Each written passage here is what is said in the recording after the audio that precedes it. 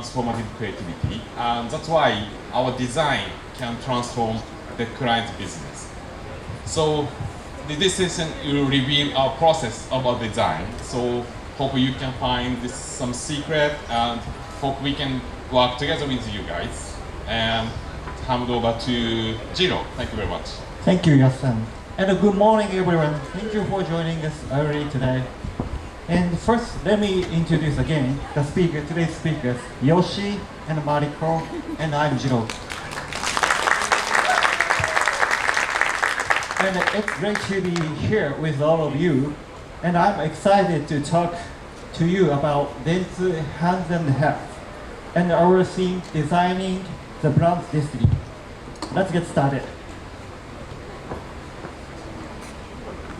Yes. And today, AI helps us do more faster. But human values like empathy, creativity, and purpose still lead the way. How we express those values is more important than ever. And I think most of the people have already seen this before. Popular design thinking frameworks are often oversimplified. Steps like empathy, ideation, and prototyping are shown in order. It's like a recipe for innovation. But in doing so, people ignore the complexity and the depth of design. We are missing something fundamental. Posting ideas on sticky notes is a fun way to start. But if we don't care about how it looks or feels, we miss what really matters. We lose our criticality. Now I'd like to hand it over to Yoshi, who will share what our design team at Dentsu Tokyo has been working on. Thank you, Jiro-san. I've been thinking what unique value can Japanese creativity offer to the world, and how can we create an environment where our people can fully express their talents and do work that truly empowers brands. In our team, we place a great importance on the core of creativity, the power of art and copywriting. So even today, young copywriters and art directors continue to hone their craft through various projects at the Admission of Tokyo. Please take a look at the result of their blood, sweat, and tears.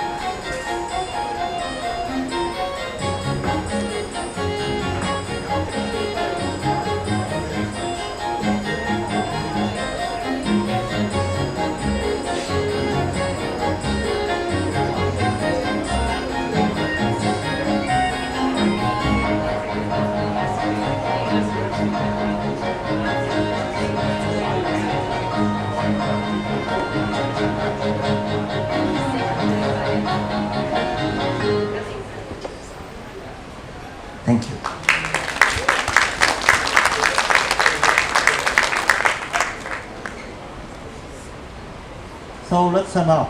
In today's AI world, we should not stick to a design framework shaped by logic and the careful layering of information. Instead, we need a flexible, human-centered approach. It's an output-first approach that prioritizes how things are seen, felt, and received. Next.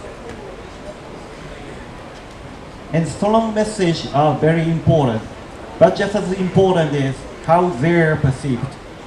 Because in the end, it's human senses that matter the most. This sensitivity, we believe, is deeply rooted in Japanese values. And today, it is difficult to stand out just by what a product does. How people feel about and interact with a brand is becoming a key part of the brand strategy. And what we call Dentsu hands and heads is a philosophy that blends art and copy with human values, bringing together craft and strategy, institution and logic, to create deeper, more meaningful creativity. And let me walk you through our approaches. At Dentsu Hands and Heads, our approach is simple but deep. First, we aim to enhance the company's brand value in the long term. That is always our goal. To do that, we start by finding the true strengths of the company and its products. What makes them special at the core? Then, we look at the bigger picture, the current environment, social context, and what people really need. This helps us shape the right strategy.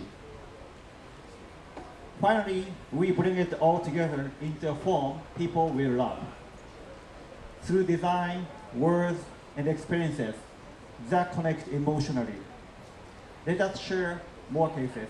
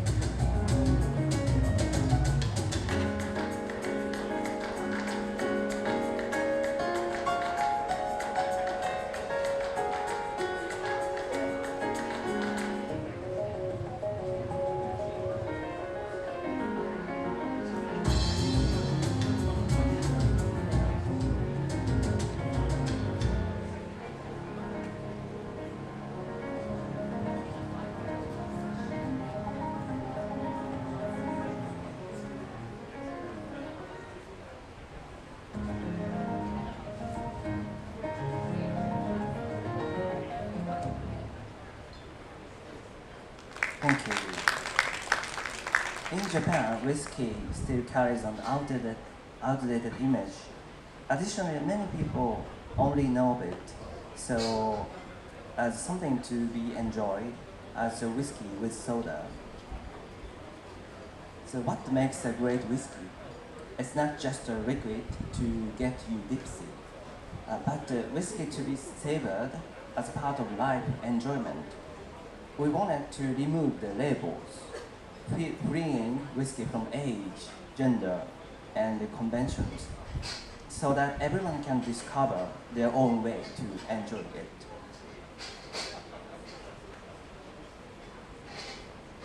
And we are often asked, what is your core principle?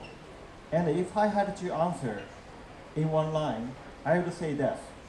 Our principle is to visualize brand stories people overlook and to the design its context they live in. And Mariko is going to show you our other cases. Thank you, Jiro-san. Let me start the work with Panasonic. For this work, we have to find a way to visualize the electricity. Okay.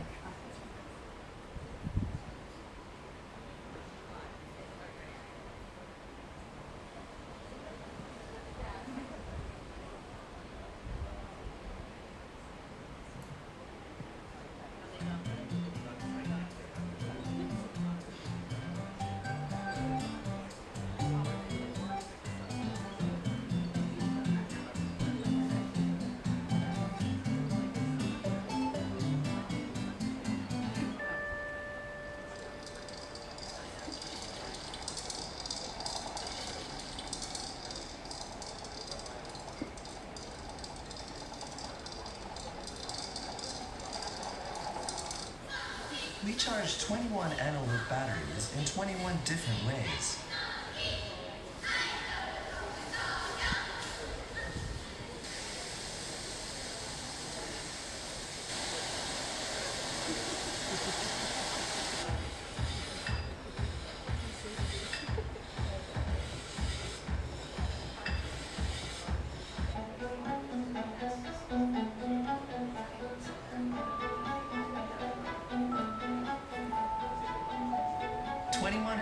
Batteries, charged with wit and imagination. We sold these unique batteries through ordinary channels and watched as their stories were shared on social media.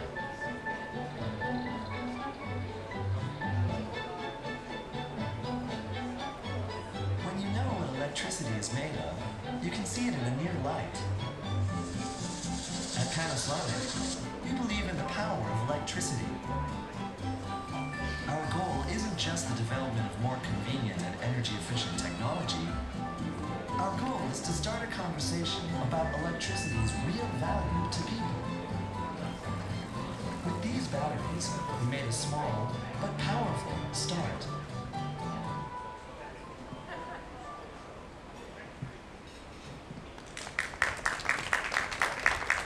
For this work, we have to find a way to visualize electricity.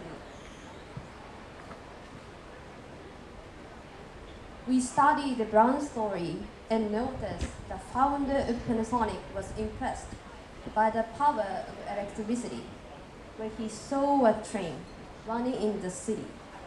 Eventually, he created numerous electric products that could be used at home. Inspired by this brand story, we came up with this idea. You can't physically see electricity, but if you knew that a hamster was recharging your battery, wouldn't it make you feel that it was precious somehow? The next case is the oldest Japanese railroad company called Japan Railway, which was celebrating its 150th anniversary. Please take a look.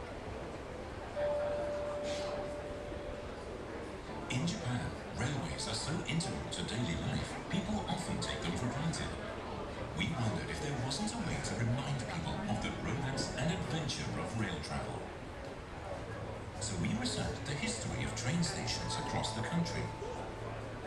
We also searched social media for mentions of stations and people's memories of visiting them. Based on this research, we created woodcut-style stamps for each station and a web app for collecting stamps on a smartphone when passing through a station.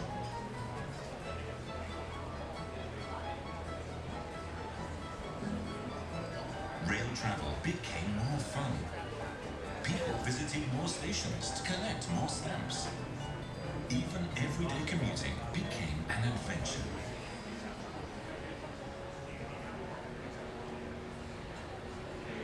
It made people want to discover new sights and attractions. They began to think about railways in an entirely new way and saw the country in a whole new light.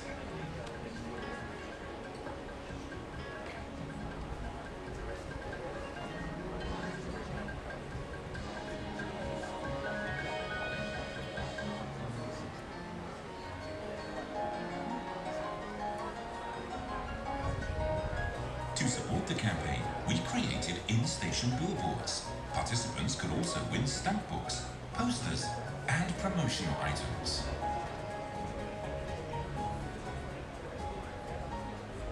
With our campaign, we created an emotional connection between people and trains and started an interactive dialogue to help shape the railways of tomorrow. My Japan Railway.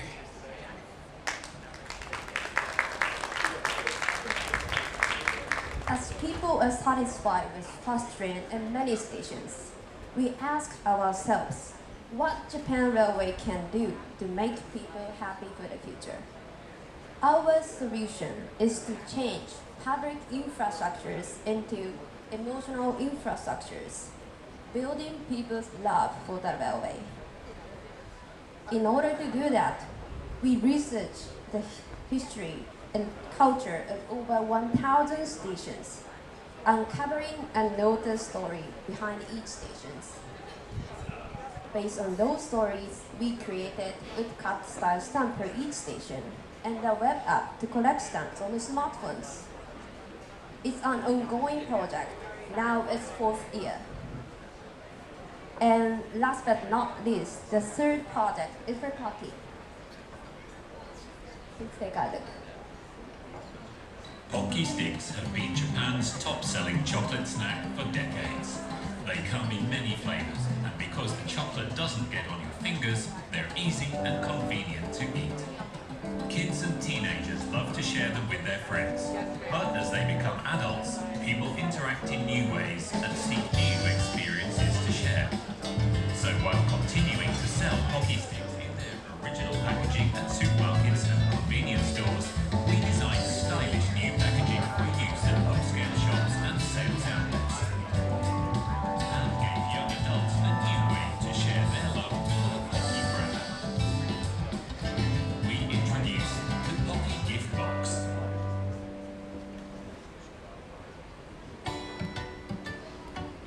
We placed no above-the-line advertising and didn't dress up the packaging with fancy product shots.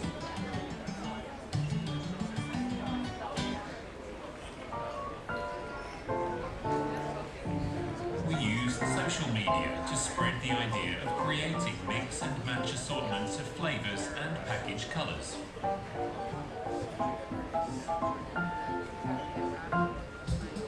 We knew our targets enjoyed interacting with friends and that they liked showing off their design sets and originality. We also knew they wanted to earn more likes on social media, so we gave them a way to create affordable, personalized gifts that encouraged face-to-face interaction and visually attractive content to share on social media.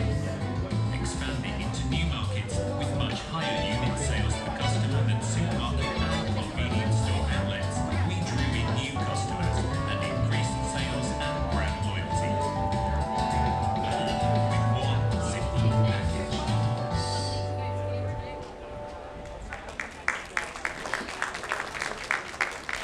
As you just saw in the video, we don't see packaging as just the design for the product. We see it as a way to redesign the shape of the brand, a way to express the brand story. We learn a lot from this work. When we redesigned packaging for contact lenses, we took the same approach to find a way to express the brand story in packaging, beyond just designing beautiful packaging. We defined the brand, not just a company selling lenses, but a company selling visual ability as human potential and restoring it in an innovative way. And we have our set of standards, and we call it as aesthetic criteria. It means we care not only about what things do, but how they're experienced. We design with feeling, not just function. And Yoshi-san, could you share a little more detail on this part? Yeah, yes, we value profit, lean efficiency, and ROI. But we also operate by a different set of criteria: pride, beauty, time value, culture, meaning, and integrity. This is the standard behind everything we do. I believe this way of thinking is what makes these kind of what-if ideas possible. What if having a chief design officer became the standard for leading companies? Or what if design was not just a tool, but a part of leadership itself? Or what if beauty, meaning, and strategy were seen as one? And what if aesthetic criteria became a non-financial KPI? What if companies tracked not only performance, but also perception, beauty, and emotional resonance? And what if feeling became measurable?